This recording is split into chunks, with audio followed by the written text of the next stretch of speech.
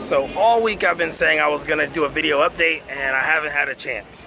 So I'm actually at this incredible party here in Old San Juan, and I have this amazing view. Actually, if you check this out, it's absolutely incredible.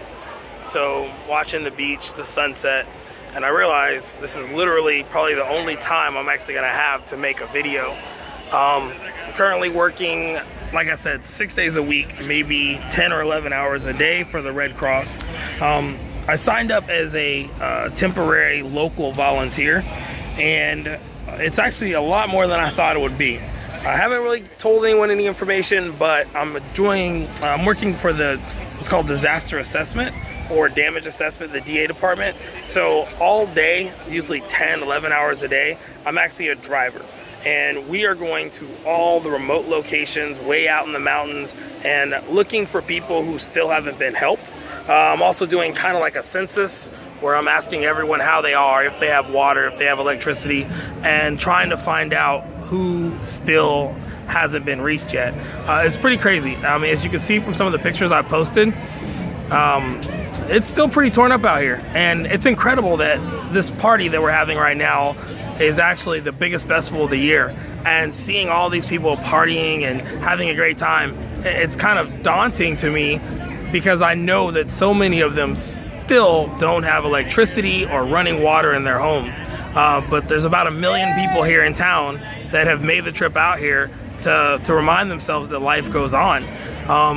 I've seen some things out here. It's pretty crazy, like the way it looks. I've been told that this is still pretty much like day 10 from what a normal hurricane recovery would recover from, because it's still pretty crazy out here, and they're not getting all the help they need, but they are getting help slowly but surely. And the whole power grid's being completely rebuilt. And it's weird because some of the people I'm working with who are translating for me and helping me with the Red Cross, and we're out there trying to find people, they actually don't have power or running water in their own homes, and yet they're still working for the Red Cross, going out and helping people that are still in need. So it's pretty crazy because we've met people who are at the end of their rope. We've come across people who are suicidal. There have been people who have refused care because they say, I'm probably gonna kill myself in the next day or two. Like, I don't wanna live anymore. And it's real important to remind people like that there's still hope, and that we're here for them, and there are resources, and help is coming. So yeah, it's actually been pretty crazy out here.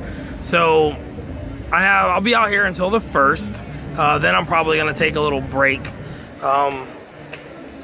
Yeah, I'm sorry, I'm getting in my own head sometimes when I start thinking about some of the people that we come across. There's still a lot that needs to be done, and I'm here. I'm glad to be a part of it, and I'm glad I got to see it for myself. It's incredible how many people are still living life as if nothing ever happened. But most people are spending about $10 to $15, $20 a day on gas for their generators if they want to have some sort of a normal life at home. But most people I know, they said that they're just dealing with it. No electricity, no generator, just life goes on without power. So the dangerous situation is the water. But what I find interesting is that a lot of people out here have built their homes on top of their parents' homes, which is really interesting because those second floors are never built as sturdy as the first floor is. So what happens is when the hurricane comes, boom, the entire top floor was wiped away. And then they end up going downstairs. Now, I've seen situations where FEMA won't help them or the government won't help them because the family had the first floor of the house, and then their kids grew up and built the second floor onto the house. And then maybe the parents died. But the kids never transfer the deed downstairs over to their name. So when they go to get help from the government's like, you don't even live there. Like, look at on the paperwork, it was your parents, and your parents are dead. You're basically just squatters in your parents' house.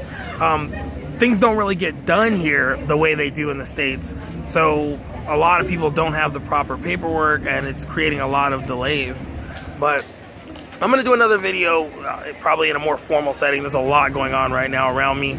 I've become the guy who's sitting around talking to my camera in public, but I just wanted to give you all an update. Tomorrow I'll be back to work at 6:30 in the morning, and it'll be dark before I'm done, so I probably won't have a chance to do it. So anyway, drop me a comment. Let me know if you have any questions. There's so much more I want to explain, but I'm sure I'm forgetting. But I wanted to give you all something to go on. So I'll see you all later.